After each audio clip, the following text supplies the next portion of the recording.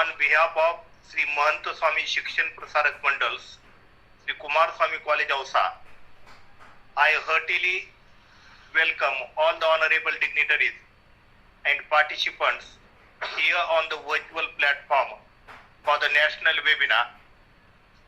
Today's topic of national webinar is quality management in academics. As you know very well, the college, Shri Kumarswami College Ausa, has been conducting a long series of national and international webinars. The theme of webinar series is Women Empowerment, Women Dignity and Environmental Conservation.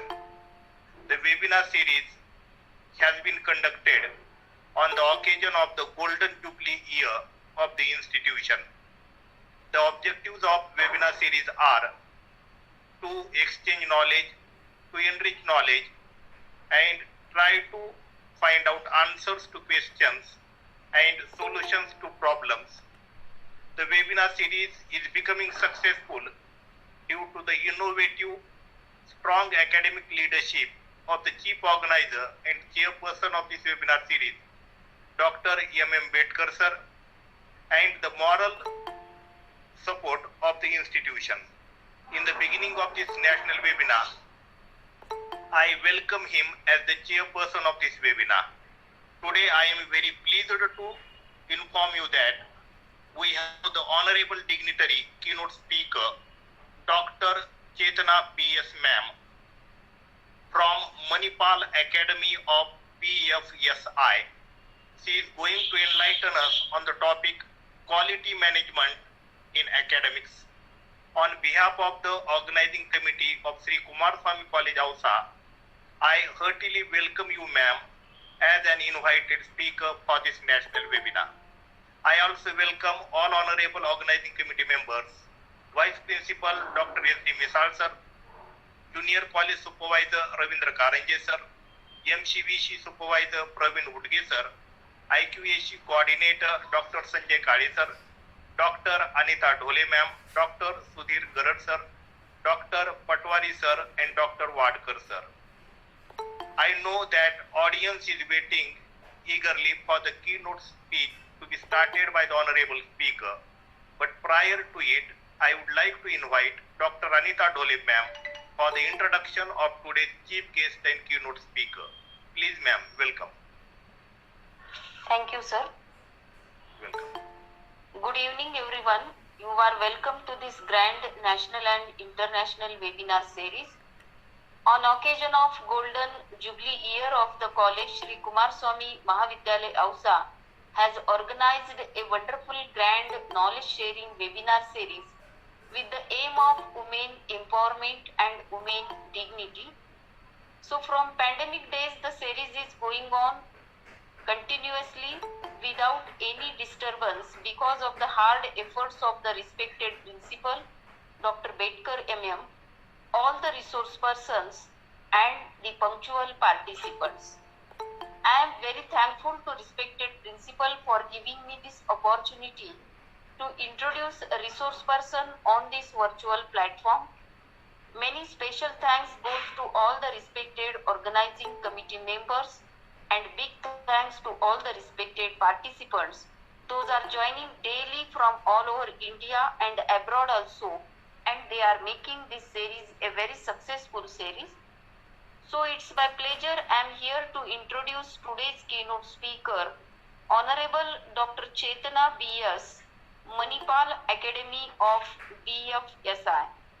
Title of speech is Quality Management in Academics. Dr. Chetana ma'am completed BBA from Karnataka University, MCom in Finance from Bangalore University, MBA in Banking from Sikkim Manipal University, MPhil in Finance and PhD from Tumkur University. So she is Associate Professor and HOD of Quality and Faculty Development Initiative. She has 19 years of total work experience in educational sector and worked in various departments of MANIPAL BFSI. She got certifications for talent management program Data Science and Basics of Python, NISM certified, etc. She got Best Faculty Award of ICICI Bank. She got Excellence Award as Exemplary, Academic Delivery Award, MAGE. She has published a number of research papers in different conferences on national and international level. She trained MBA and PGDB candidates on various subjects like accounts, financial management, economics, IT, insurance programs such as ICICI Bank, Axis Bank, Bank of Baroda, IDBI, etc.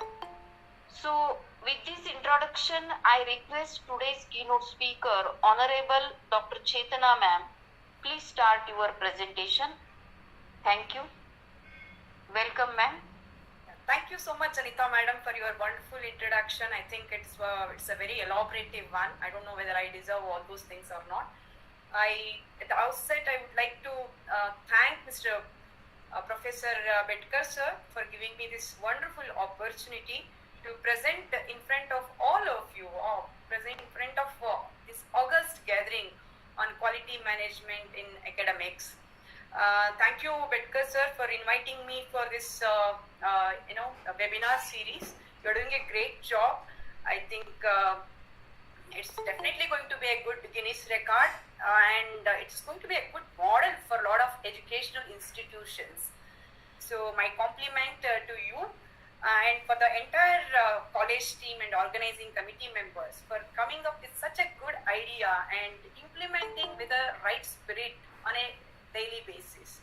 So introducing is not just a thing, it is implementing and sustaining it for a long time.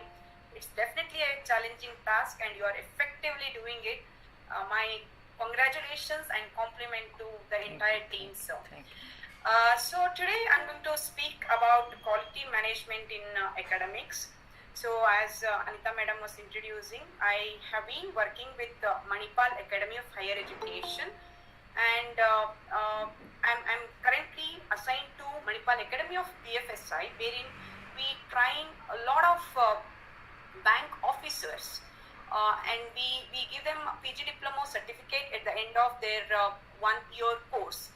So this is how we have got around 50 banks and financial institutions tie up, and we give them PG diploma program. We have got more than 200 faculty members in our institution, and I take care of all faculty development initiatives, conducting various training programs for them and identifying the needs for training program and scheduling, calendaring it, and these are the activities I do with respect to faculty development initiatives. Coming to quality, quality is a big term in fact.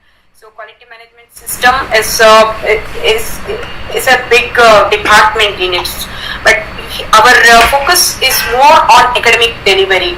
So teacher and learner assessment and how learners are performing in the industry, how is that learner performance, our outcome is measured, and we gather all those data and we will conduct a lot of surveys, and whatever the improvement plans we propose to the institution, that's being taken on a serious note and it's being done. So I head quality and faculty development initiative, so I take pleasure in sharing some of the inputs which we adopt in our academy and as a best practice in the industry, what kind of things we can incorporate in all our educational institution. So in today's session, the objective of the session is going to be discuss various quality metrics adopted in educational institutions as per various accreditation thing, as well as from internal management per se, what kind of academic quality we can adopt is the first thing which I am going to discuss, and I am going to also share the best practices which we have adopted at MANIPAL Academy of BFSI, And I'm not going to share all the process best practices. I will pick one or two best practices and share it with you. I am hopeful this session is going to be useful for each and every individual here. So in higher education institution or in any colleges or in any university, high quality education means set of requirements. There are millions of students who are aspiring to get quality education. Backbone of any industrial development depends on the HR, depends on human resource they get. So they get human resource from only colleges and institutions. India is a growing nation. It is considered as a knowledge economy. There are a number of colleges coming up nowadays, be it medical college, engineering college, or arts and commerce college, or science college. Number of colleges are coming up. This spurt in the number of educational institutions. New NEP highlights that academic quality is the major focus. So there are a lot of initiative taken by central government, state government, or at a university level to implement it. Karnataka is one such state wherein new education policy 2020 has been implemented. In MANIPAL Academy of Higher Education, we have started implementing it. So there are a lot of challenges associated with that. We will discuss one or two points if time permits. So overall, it's very critical, very critically important to invest heavily in enhancing the quality of education that's presently being imparted. So quality is very important in any educational institution. So in this session, we are going to discuss about what are the different creative and useful quality metrics available and what role external pressures play in the definition of educational quality. What I mean from external pressures are like we have a lot of accreditation committees, we have market perceptions about education, we have budgetary difficulties, financial constraints when we are running a college or institution, we have legislative challenges. These are all things which are going to play major challenges in defining the quality and defining the educational quality.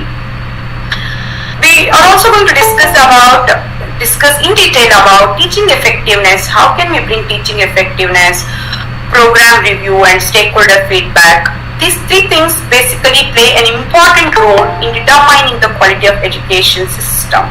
There are millions of people, millions of students who are aspiring to get good quality education. So if a student has to choose a college, a program, or a course, on what basis he is going to choose a college, program, or a course? Why should he come and join our institution? Why should he come and join our specific program? Why should he complete a specific course in that program? So there are certain quality parameters which actually determines the quality of education. How an educational quality is measured? Basically, educational quality is measured purely out of learning outcomes. Learning outcome is nothing but, I will explain what is learning outcome in the next slide. So basically, academic quality is academics. It can be any academic standard, or it can be any academic policies or educational policies on student learning outcome. The student learning outcome is basically, if he completes a program in our institution, so in what way he is going to gain knowledge, skills, and attitude, which he is going to achieve by completing that particular course in that particular institution. So knowledge, skill, and attitude play a major role in determining learning outcome. So he is at a certain level. For example, we are running a degree program, let's say. That person may be from PU science background or arts background or from a commerce background. If you are running a BBA course, okay, after completing the BBA course, what is that he is getting out of our institution? out of our BBA program, out of our various courses in the BBA program. That is called as student learning outcome. So this student learning outcome determines the quality of our educational institution. So learning outcome at the institution level, program level and course level are the primary key things for measuring the quality. I have gone through a lot of citations, I have gone through a lot of literature.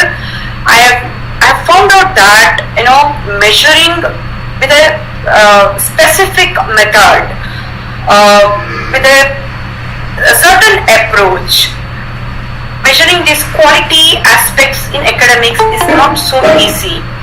It is very difficult to quantify all the qualitative aspects, but still there are certain measures.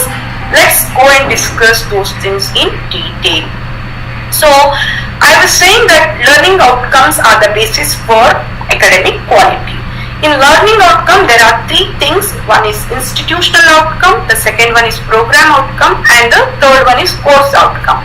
I'm just going to give you sample outcome which you all can, I hope a lot of colleges, a lot of faculty members would be knowing what is your institutional outcome. That means if a student completes a degree from your institution, what is that core thing he is going to get?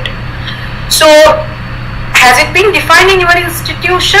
If so, as a faculty, as a lecturer of that institution, am I be in a position to narrate it? Am I be in a position to ensure that institutional objective or outcome is always being met? So, for example, in my institution, in my Manipal Academy of BFSI, the institutional objective is first day, first hour ready. So whoever joins our program, I ensure that he will be ready for the job from the day one, from the first hour. So as I told you earlier, we have tie-ups with various banks for their HR requirement. They source people and send it to our academy, send them for our academy. For the we are going to train them to ensure that they meet the requirement of a specific bank or a specific insurance company or any client. So for a specific job role. So in case if they study in our Manipal Academy of BFSI, they will be job ready from day one, from the first hour. And we have got almost 12 years of experience, and we have got all clients coming back and saying that whoever completes in your institution, they are good. We need not train them in any other aspects. They don't have to spend any time in learning new things. They're excellent from every aspects. So that's our institutional expected outcome. So first day, first hour ready. First day, first hour ready is our mantra of the institution, and it is institutional learning outcome.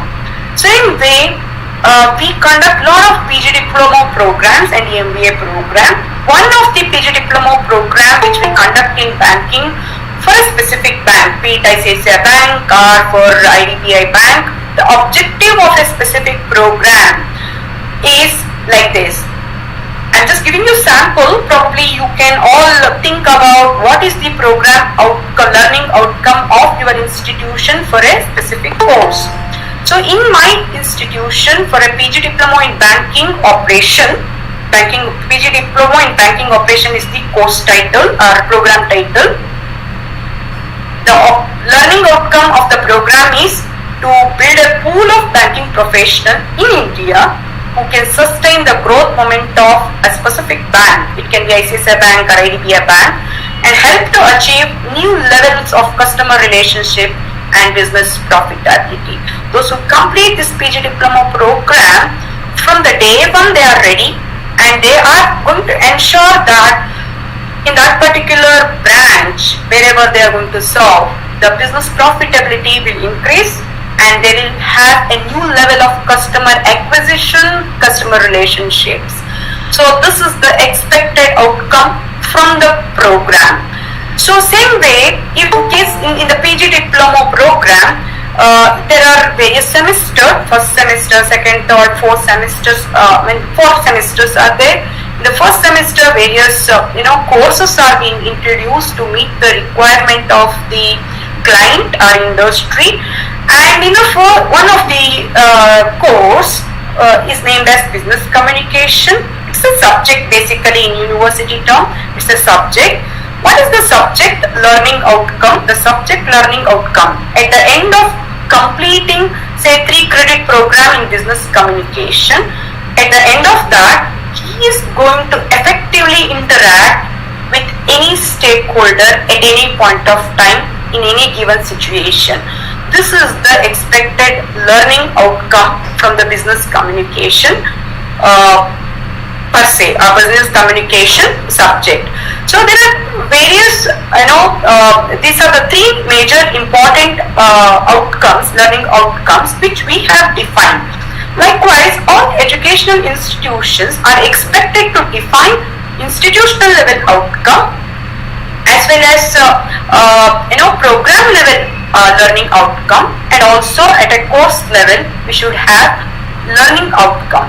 This, when we define it, and if a faculty handling business communication goes to a class, he will check, okay, I am supposed to ensure that my student, once he completes business communication course, he should be effectively communicating. That means what are the strategies I have to adopt, how I am going to teach him, how I am going to facilitate his learning, what are the activities I am going to introduce, what kind of role plays I am going to introduce, what kind of group discussion I am going to introduce, in what way I am going to make it more effective. This is how the faculty will start thinking, and somehow the business communication faculty should ensure all my assessment criteria, evaluation criteria, everything revolves around the expected course learning outcome.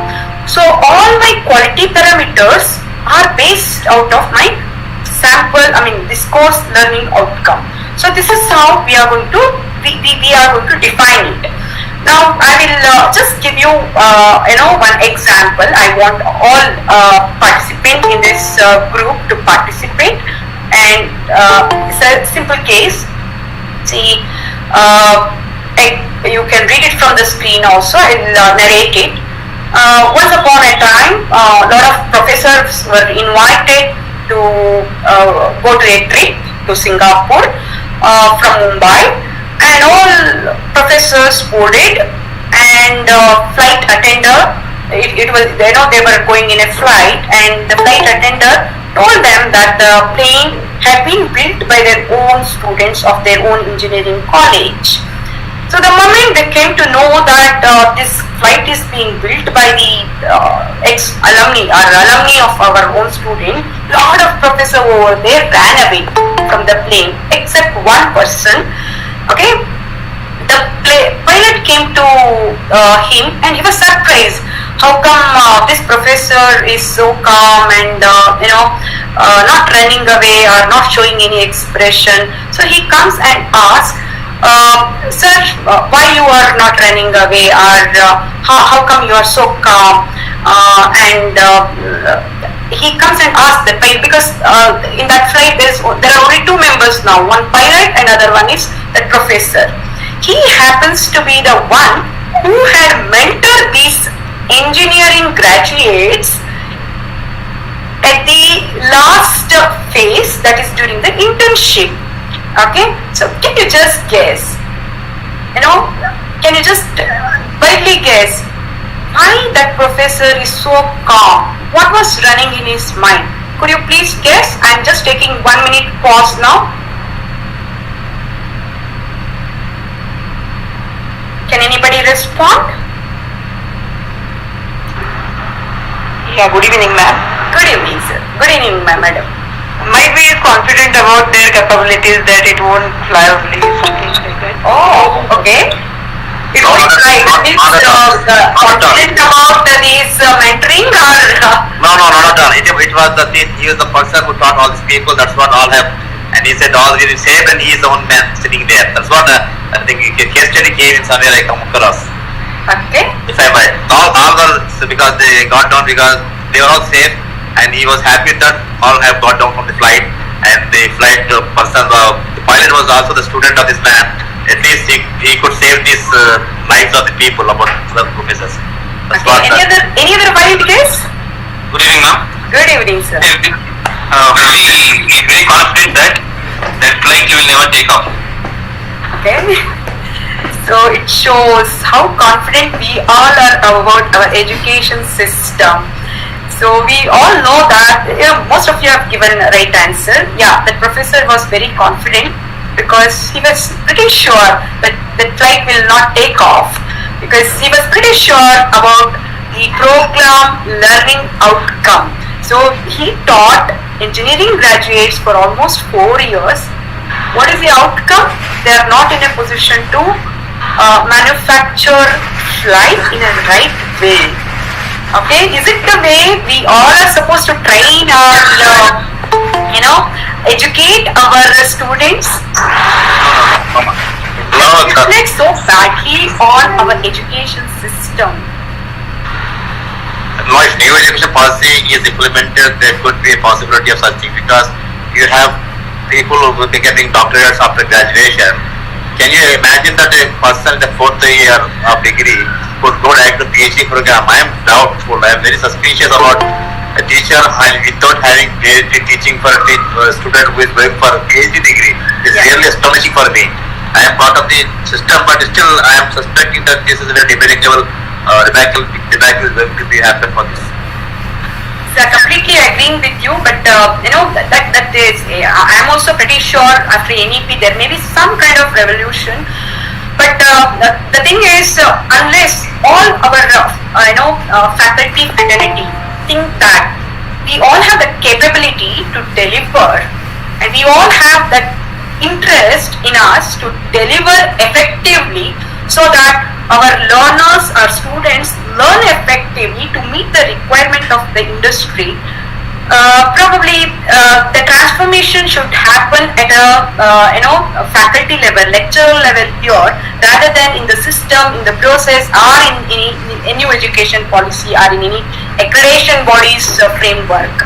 So that's what I wanted to tell all of you, that quality is in the hands of faculty members, our lecturers, our professor. So it all depends on, education system is nothing but group of faculty members. So Sorry to interrupt you for a while. Yeah. At present also, there are many universities in India where you do not have the number of faculties, and the ratio of the students are very, very incomparable. In this situation, can you expect that the quality of education will be assured, or academics will have quality? I have a doubt about this. What do you say about this? I'm also completely agreeable to your views, sir, because in one of the parameters, the number of faculty in that particular institution, student quality, so I'm coming to that evidence only. So what are the indirect evidences of academic quality? So in that, one of these things is student faculty ratio. Okay, if faculty is teaching 80 members in one of the classrooms, and if you want to bring in that effectiveness and expected learning outcome in that particular session, probably giving the personal attention or mentoring all 80 members in a class may not be possible. There is a certain limit. Okay, so it shows how poor the quality of the educational institution is. So it plays a major role. As you rightly said, student faculty ratio is one of the tools. I agree with you. Shall I proceed, sir? Shall I proceed with the next one? Yes, ma'am. Your output, please. Okay. 1 second. I will just stop sharing. Just give me 1 minute time.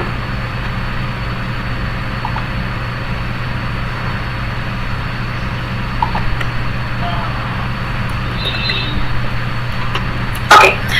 So indirect evidences are basically how are we going to measure the quality? Indirectly speaking, it's all based out of course grade. How many students from our academy cleared with a good grade, how much time they have spent on learning, how much time they have spent on doing the assessment, homework. There are a lot of learning management system being adopted in educational system now. How much they have read in through that learning management system. What is the passing percentage of that particular course? Is it 90% and above? Then the quality of that education is good. So these are some of the indicators, like we discussed student-faculty ratio, placement records of that particular institution, how many members passed out of our academy got placement in a reputed institution with a attractive pay package. This all talks about the educational quality. These are basically indirect evidences. So average class size. What is the ideal class size? Probably in India it takes a lot of time to define what is the ideal classroom size. But probably in our academy we consider 45 as average class size, 45 members in a specific classroom. In any activity-led classes, 30 is the maximum number of classroom. But again, it is debatable. So for an engineering course, what should be the average class strength, and for a kind of education like arts, commerce and management course, what should be the ideal class strength? Again, debatable. Probably all goes with the kind of pedagogy we are adopting and how we are going to adopting those pedagogy.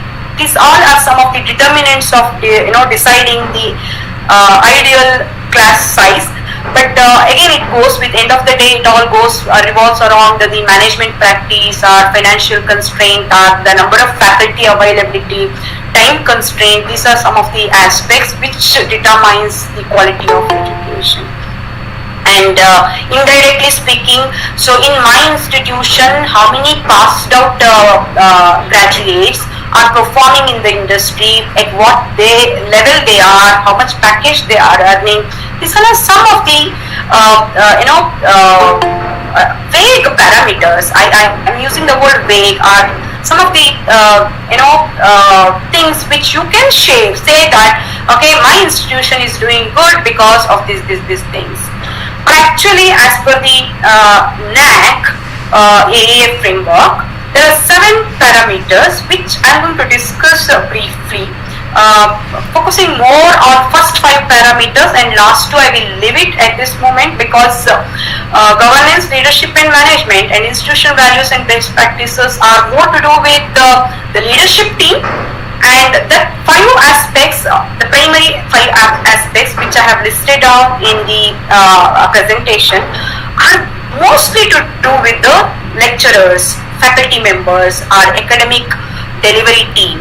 So let's pay more attention about the 5 key parameters. One is teaching, learning and evaluation matrix, then the curricular aspects. The third one is basically research and outreach activities, infrastructure and learning resources, and student support and progression. These are the 5 key indicators. Under this 5 key indicator, again the various matrices are being defined, and it is adopted in various educational institutions including MANI, and this is how the quality of an educational institutions are being rated. So I will go one by one. The first one is coming to teaching, learning and evaluation. Basically, how we are going to engage with heterogeneous community, because our learners are from varied background. There are people from a very poor community. I hope my presentation is visible to all of you. Can anybody? Yes, madam. Yes, visible. Yeah, it's visible, right? Okay. So there are students from very varied background. There are people from very poor family, income 0 to 1 lakh rupees, or it can be about 10 lakh. There are people with differently abled category. There are blind category of people, and the understanding level of each and every individual differs. We all have seen Tare Zameen Par, we have seen 3 EDS movies, which talks more about learning ability of a student, of a learner. So there are varied people, and how our teaching tools are being adopted in our academy, in our institution, to meet the requirement of differently abled people and different background members? And what kind of interactive instructional techniques are we going to adopt, or we have adopted in ensuring that program learning outcome is very effective, and how we are going to enable students to think differently, think in a they apply their brain, they love challenging tasks, they love giving good reasons, and they inculcate the habit of thinking and looking at different reasons, and they have that inquisitiveness to investigate and come back with data-oriented approach. These are some of the qualities we expect our learners to imbibe, and how are we going to develop those qualities in the candidates, in the learners, and how we are going to use varied pedagogical tools like be it focus group discussion, debate, various projects, the kind of assignments we are going to give, what kind of presentations we are making students to do, what kind of experiments we are making students to do, practical classes how we are going to conduct, how we are going to calendarize our internship, and a lot of applications of ICT, information and communication tools. How are we going to conduct online or offline classes? How are we going to blend online and offline classes? All these things are evaluated, are considered as one of the key parameters in teaching learning evaluation. Under this, there are 8 different categories. One is student enrollment and profiling. The second one is honoring student diversity, because they are from various background and we should have facility to meet the requirement of each and every diverse community. What is our teaching and learning process involved, whether we are going with a blended session, or how we are going to ensure that our learning management systems are being effectively utilized. Do we have for a specific session, do we have a handling strategy, and what kind of activities are being conducted in that particular session, and what are the skill building happens in that particular session? These are some of the aspects which we have to focus more on teaching and learning process. And what are the competencies and skill development required for an individual, and how it is being built through our courses. And as Professor was mentioning, what is the teacher profile and quality? Are they PhD holders? Do they have sufficient industry background? Are they freshers? Are they in the right position to teach technical education, or the education which is being intended? So these are some of the key parameters which decides academic quality. How is the internal evaluation happening? Because most of the time external evaluation is done through universities level, so our board level. At the institution level, we are going to give IA marks. Are we giving IA marks transparently? What are the assessment tools we are using? Are we conducting enough assessment to ensure that we are in a position to assess who is performing academically good, poor, bad, worse? Can we categorize the learners' performance based on their ability? Can we do some intervention program by evaluating them in a right way? And how are the students performing? So how am I going to handle people who are not so performing well? So there are some poor performance. Then if already course is completed, am I going to conduct a special class for them? How am I going to conduct a special class? Because whatever faculty has taught him, because of that he has not performed well. So am I going to assign him with a buddy? Am I going to assign him with group study activities? Am I going to give him some more notes to that candidate? How the institution is going to help student to perform better? And student satisfaction survey basically talks about whether student is capable of or coping up with the faculty, with the teaching mechanism, with the pedagogy, with the course curriculum. These are the things which is being studied under teaching, learning and evaluation. In fact, it looks very simple. These 8 parameters, these are broad parameters. Under each parameters, weightage is being fixed, and we have to study each and everything in detail. So, even in the NAC, teaching, learning, evaluation plays a very, very important role. These are some of the parameters which we are going to consider. The second major aspect is basically curricular aspects. So in most of the college or most of the institution, the curricular aspects is being decided and given to the educational institution by the universities. So if you are affiliated to any university, university will give syllabus to us and we are supposed to complete the syllabus. But in autonomous universities or in private colleges, there is a slight scope for us to participate in curricular planning. In university affiliated colleges also, are our lecturers, are our faculty members part of curriculum designing committee, board of studies? In what way they are contributing to the development of the course curriculum? So is there any, the second point is academic flexibility. In academic flexibility, basically to do with timetable management, resource availability.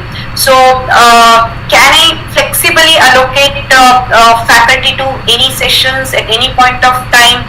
Are the students available during that particular time? Is the timing convenient? And any faculty can take any kind of subjects. I am expert in financial management. Can I go and take HR subject? What kind of flexibility an institution head will have in allocating the faculty? And curriculum enrichment talks more about what kind of value add a student is going to get. For example, if I have to give my own college example, we give PG Diploma in banking program.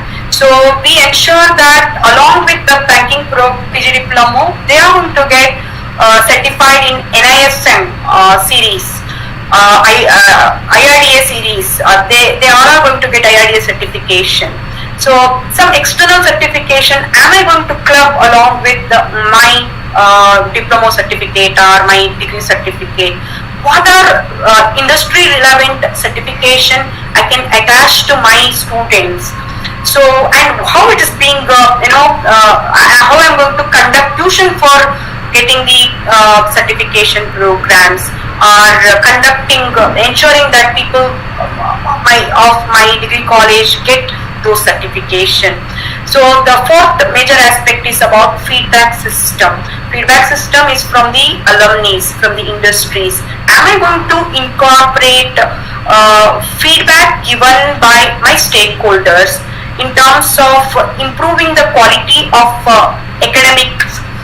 So what are the subjects to be introduced? What are the relevant topics to be introduced? What are the relevant cases to be introduced or removed or modified? And what is the latest update of the industry? These things we can collect it on a regular basis from our alumni or our industry friends, or from some industry bodies, or from our faculty fraternity who are into research area. So we can borrow it from other university. How that feedback taken from all these members, stakeholders, are being incorporated in building the curriculum, and how frequently our curriculums are being modified, updated to meet the requirement of the industry. These are some of the aspects which are being taken on a serious note, this should be focused to ensure that educational institutions are going to come up with the quality in academic delivery. So the third aspect is research and outreach activities. So all of us are well aware that research are key things to sustain in the industry, most of us do research activities to ensure that we get promotion, we get designation, we get some kind of academic advancement allowance. That's the reason we do research. But research is a key thing, and all management should focus more on providing infra or providing ecosystem to build that research culture. So how my institution is enabling faculty to undertake research projects of some government sponsored projects, or industry sponsored projects, or society oriented projects, and how my faculty members are collaborating with other university professors or industrialists in coming with some of the industry oriented projects. So when our faculty members do research in industry oriented research, basically they come up with a lot of current they understand the current challenges of HR, how we can ensure that the gaps in the industry can be filled through our education system. These are some of the important aspects. Under research and outreach activities, there are four important metrics being followed. One is resource mobilization for research. What kind of resources like e-magazines being subscribed, or softwares are being provided for the faculty members to come up with the research ideas. What kind of books being provided, what kind of research workshop being conducted, and how many research articles are being published in a very scientific platform. How many articles, blogs are written by our faculty members. What kind of socially impactful outreach activities are being conducted by our faculty members and the institution, and as I discussed earlier, collaborative activities. These are four important aspects which is being considered under the title research and outreach activities. So under each four activities we have in fact matrix. Under resource mobilization only, probably we can ascertain somewhere around 25 parameters which defines the academic quality of an institution. So under research publication alone, we can have at least 10 parameters which decides whether the quality of research publications are good, and it's going to influence the educational institution's quality. So going next about the infrastructure and learning resources. So nowadays in every small cities, colleges are coming up with infrastructure, with the proper physical facility, or with the even colleges are started with a small two-bedroom houses. So do they have enough physical facilities to run the institution? So are they having enough number of laboratories? Do they have good classrooms? Do they have ICT enabled infrastructure? What kind of library resource they have? In library, again, the number of books they have in the library. What kind of academic library software being implemented in the library? Whether students are visiting to the library or not? What is the readership and library footage? How faculty members are conducting activities which influence learners to come to library, read books, and get benefit out of library resources available. How all our infrastructure is being managed. Do institutions have learning management system? Do they have enough ICT infrastructure? So these are some infrastructure related aspects which are being measured. And student support and progression system in any industry or in any educational institution. So which mostly to do with student support. Student support maybe in the form of during the admission, what kind of support we are going to provide. Are we going to give them placement support? Do they have enough hygiene aspects, good number of toilets in the institution? In case if they require some medical emergency thing, do they have enough support system? Are we giving them enough mentoring system? Are we giving them counseling? All these things are defined under student support system. Student progression, which talks about how are they moving after completing education in our institution. Are they getting into PhD course? Are they getting into good industry? What are they going to do in the industry? How they are progressing? 5 years old student of my institution, where is he now? How is he performing? All those things talks about the quality of the educational institution. How my student who has got degree in my institution is performing in the industry today, is becoming very respectful, honorable person, professional in the industry. So the third aspect is student participation in various activities. All of us in all the colleges, we conduct a hell lot of activities, be it sports related activities, be it co-curricular related activities, extracurricular activities, or more to do with dance program or cultural programs. So we provide a large platform to perform in various platforms. So are our students effectively utilizing, participating in those activities? How are they performing when compared to other institutions in my area, in my belt?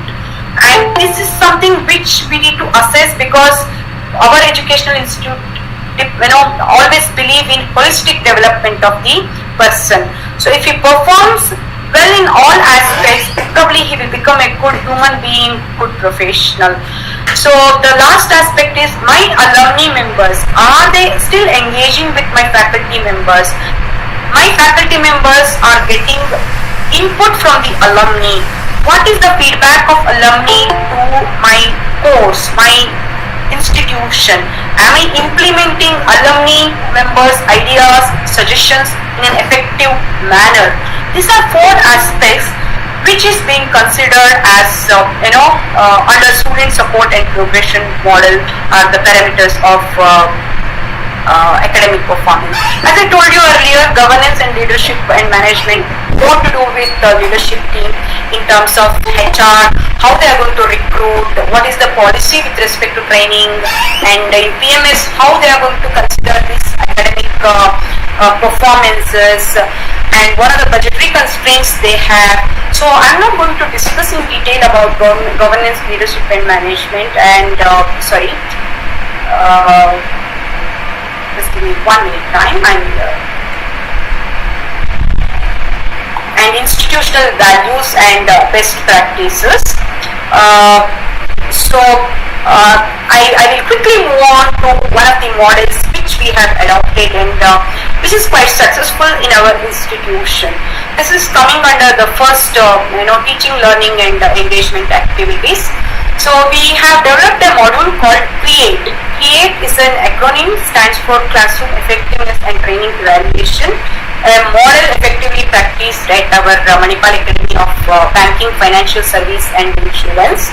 What we do here is, in this model, we have 3 categories of classroom observers. One, from the peer faculty team. Like we have 200 plus faculty, we choose around 10 faculty members as peer observers of the classroom, and our quality team consists of 5 members. 5 quality team members are going to observe the classroom, and RM stands for reporting managers. So these 200 members are reported to some of the HODs. These HODs are the part of reporting managers. 3 categories of people. Quality team also consists of industry representative. People from various banks are also part of this quality team. So peers, quality members and reporting managers are going to observe the classroom of a faculty. Like all of you are witnessing my session. So let's assume that Bedkar sir is a quality observer of this particular session. Bedkar sir is going to observe my class in detail, and he is going to rate my class based on certain parameters. How I initiated the class, what are the engagement tools I used, how effective my session objectives are, what is there in students in my session, did I give assignment. There are some 20 parameters to which he is going to assess my class and give rating. Likewise, all other members are going to observe the faculty members' class and they are going to rate based on some parameters. This is an ongoing exercise. A faculty in a year is being observed 8 times. 4 times by the peer member. Peer members are the team of faculty members. Today it may be Bedkar sir, tomorrow it must be Anita madam or Prakash sir, anybody. So we identify peer members and we guide them, we tell them that this is how it is to be observed and this is how feedback to be given to the faculty. So all necessary training will be given by the quality team and they observe the class and they rate the faculty based on that particular classroom observation. Okay, so that's called create observations, and all students are asked to give feedback of that particular faculty weekly once. Okay, every day students attend the classes. Always students attendance will be 100% in each and every classes, and at the end of the class they are asked to give a feedback. So we collect all the feedback once in every week, and we evaluate how each and every faculty in my institution performed. So we give 40% rating to the students and we give quality rating, the create observers rating to an extent of 60%. So we collect all these scores and see where all the faculty members stand.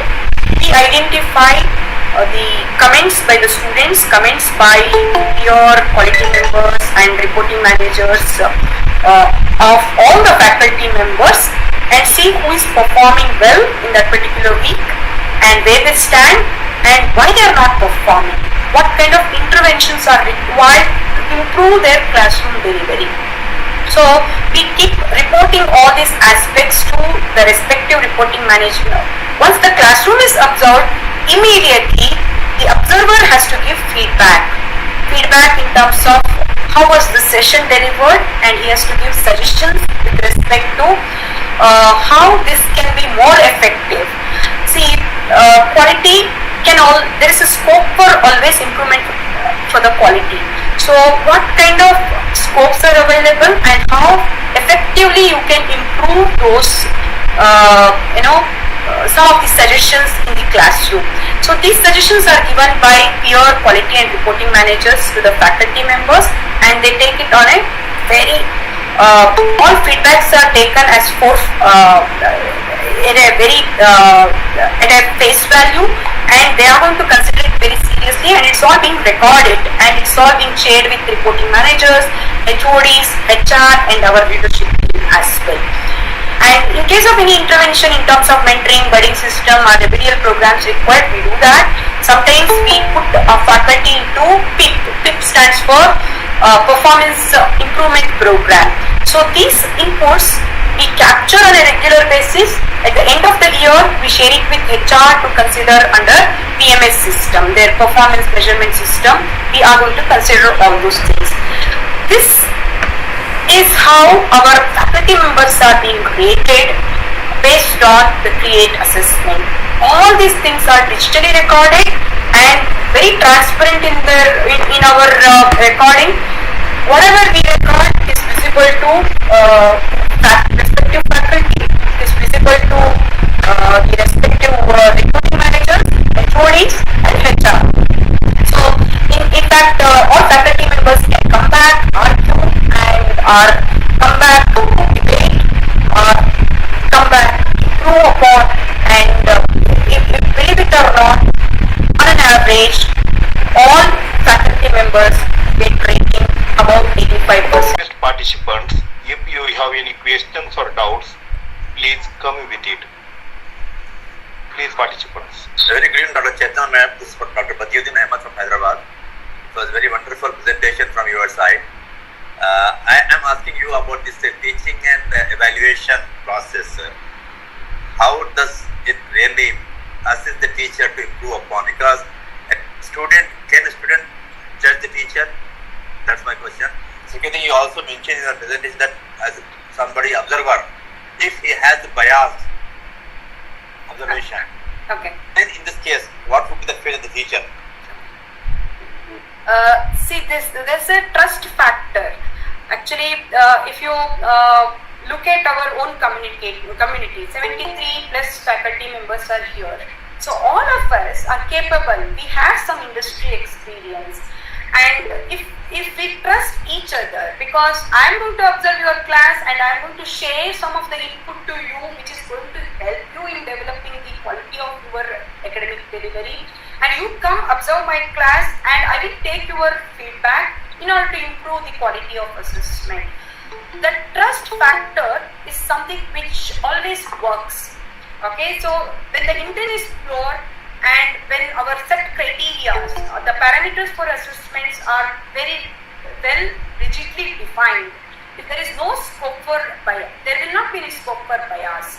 Because today Ahmed sir is going to observe my class, tomorrow Betkar sir is going to observe class.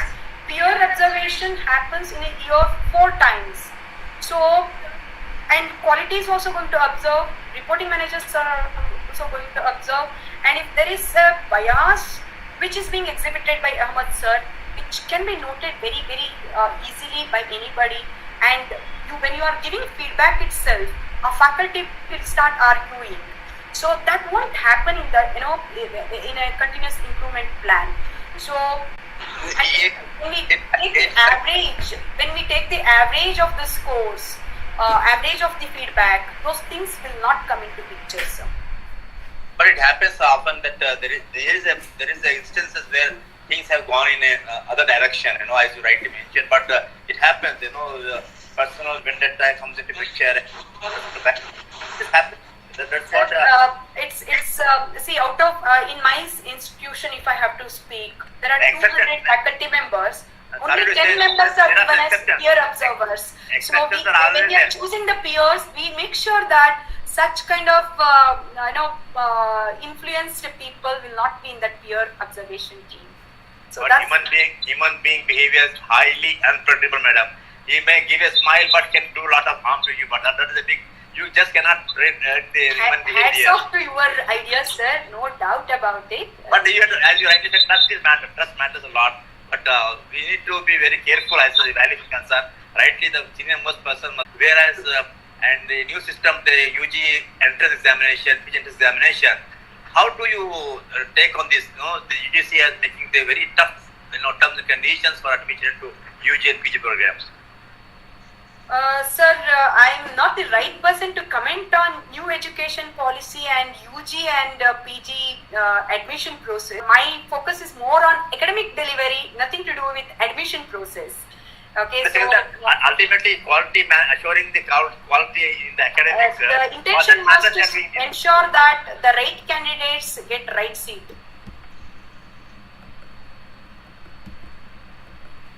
Okay, ma'am. Thank you so much, sir. Yeah. Any other questions? Is there anybody else?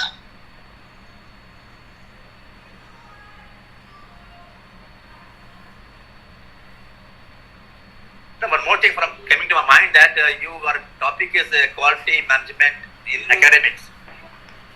What parameters you are really making it as a very highlighting parameter that how can we assure the quality in the academics? Sir, I strongly feel that the parameters, the 7 parameters which I have given, no sir. But do you think that those parameters will really ensure? I still doubt because I am into NAC body also. The reason wherever we are going on this NAC body, it's just on papers I am seeing that is the big problem. So the moment we have been so good in everything, but still. Education sector wise, we are really sorry to say we are not going ahead of other countries compared to other countries, small countries. Having a good number of institutes like IITs, NITs, we have IIM, but only urban sector, urban areas are being targeted. And what about rural people, rural students, rural children? How about how do you make this academics more qualitative?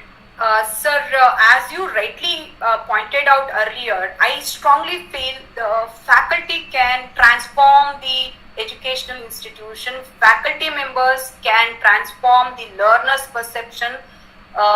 Faculty members' quality and the qualification, their academic exposure, their industrial exposure matters a lot in defining the quality of academic delivery. They play a major role in academic qualities. So if they are in a right track, and if they have intent and ambition to develop the institution and the program learning objective, in all probability, sir, they will focus more on curricular aspect. They will involve in research-oriented activities. They will ensure that infrastructure at the academy is always given a high priority. They demand for good resources. They demand for good learning content. They demand for library. So it all depends on the hands of faculty, which again depends on management. Institution management capability and interest to recruit right faculty at right place.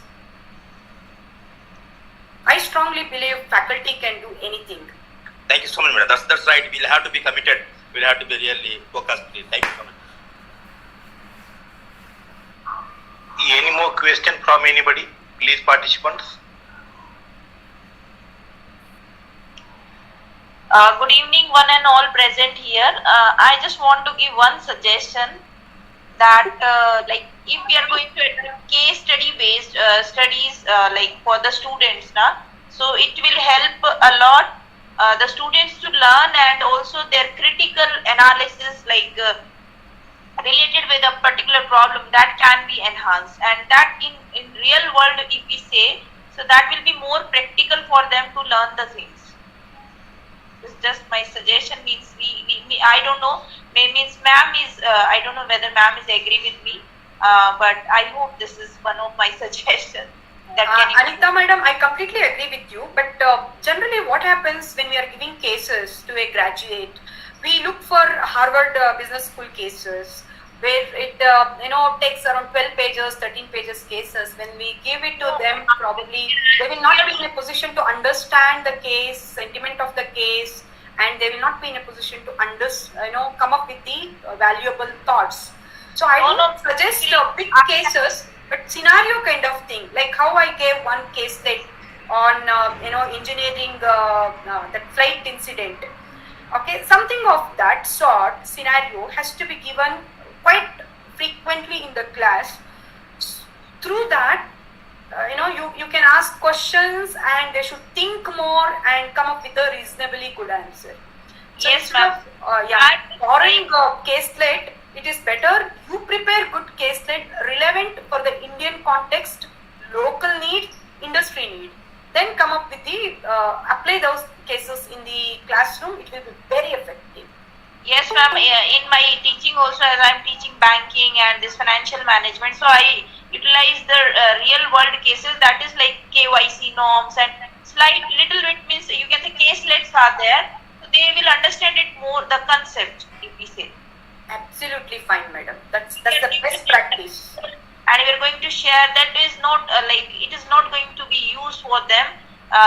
Small cases are there, then we can discuss with the student, and further they can utilize it for further researches as well. True, ma'am. Thank you, ma'am. It's a nice moment that I have listened to all the words from your side. Anita ma'am, good evening.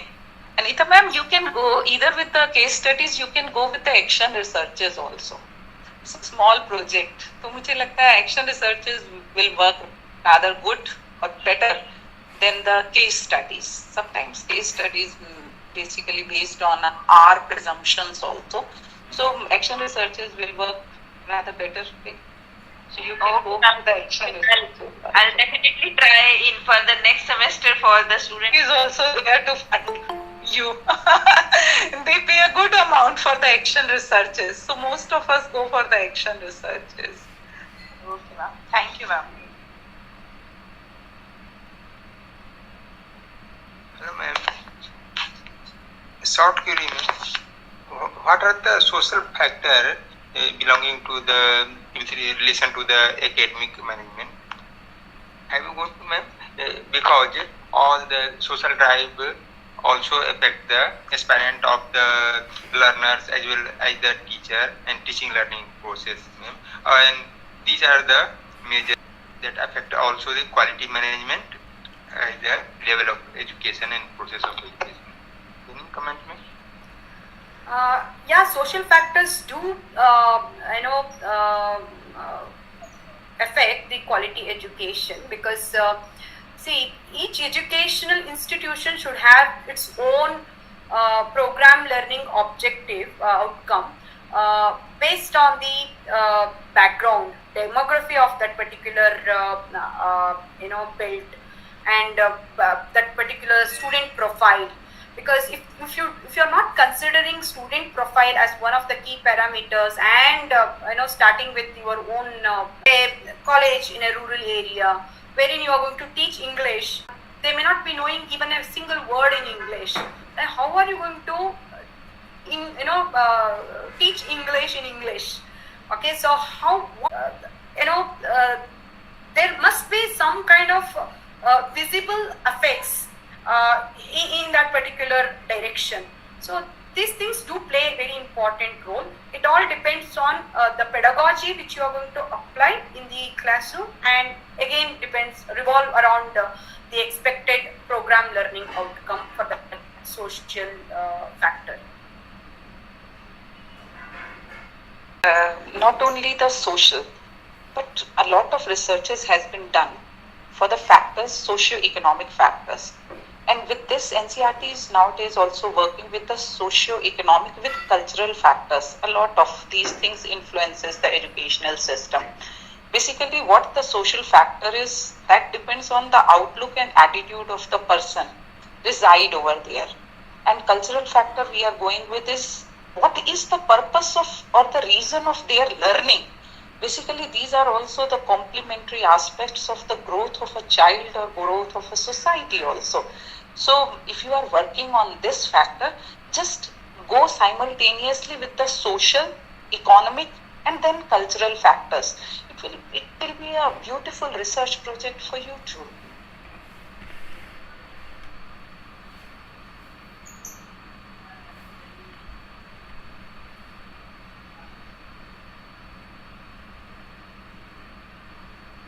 Any more question, doubt or suggestion from participants, please?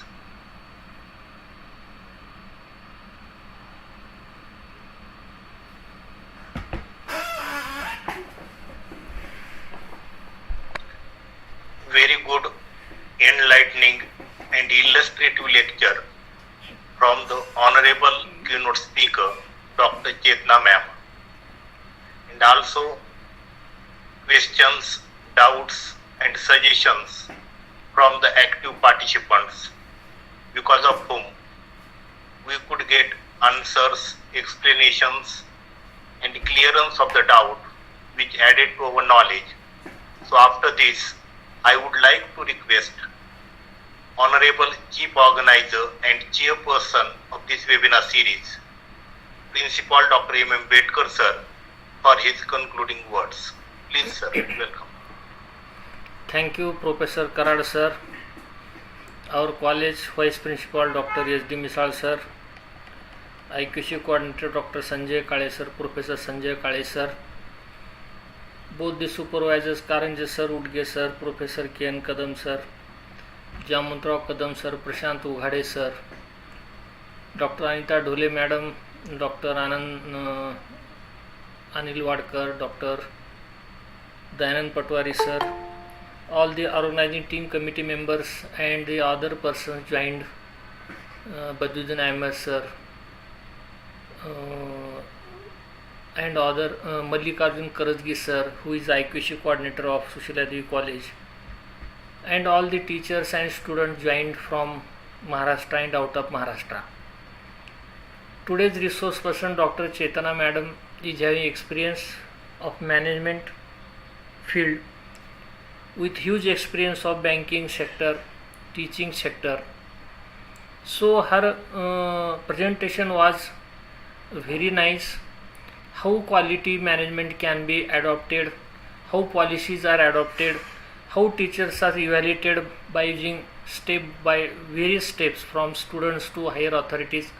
So these things are very useful to have a quality in management or a quality management in any sector, maybe education or other sector also.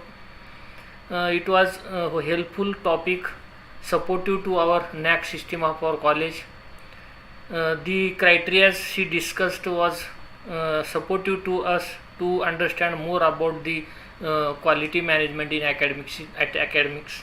We have to plan as per our program output, course output, and we get touch in the alumni, the students, those who are joined, who passed, left our college.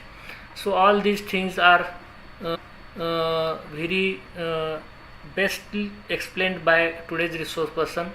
Thank you, madam, for this speech, which was useful to all teachers and those who want to adopt some quality measures in our institute or anywhere. Thank you, madam.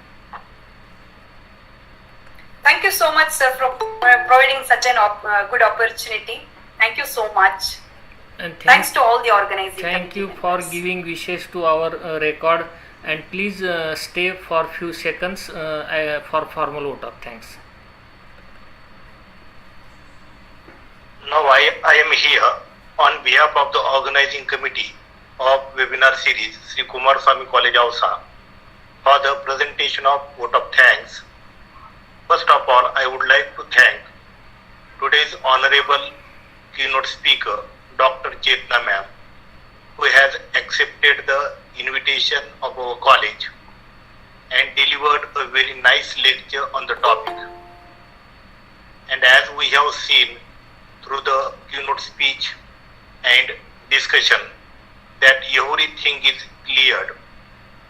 And so on behalf of the organizing committee of webinar series, I sincerely thank you, ma'am, for sparing your precious time and delivering a nice lecture. Thank you. I also thank chief organizer and chairperson of this webinar series, Honorable Principal Dr. M.M. Bedkar sir, who is continuously working hard to run this webinar series. And he has the innovative management, and because of which the webinar series is going ahead without any problem, without any hindrance. And the credit of all goes to Dr. M.M. Bedkar sir. So thank you, sir. I also thank the participants. Participants are the main part, the central part of this webinar series. And these are joining regularly, punctually, listening keynote speeches very carefully, and taking active part in the question answer session with their questions, their problems, and their suggestions, because of which we all are being enriched. So thank you, participants. I also thank Dr. Anita Dole ma'am for giving very nice introduction of today's honorable invited speaker. And now I would like to request participants, please fill feedback link to have your certificate, and at the end I announce here, with the permission of chief organizer and chairperson of this webinar series, that today's webinar is over. Thanks to all. Thank you very much.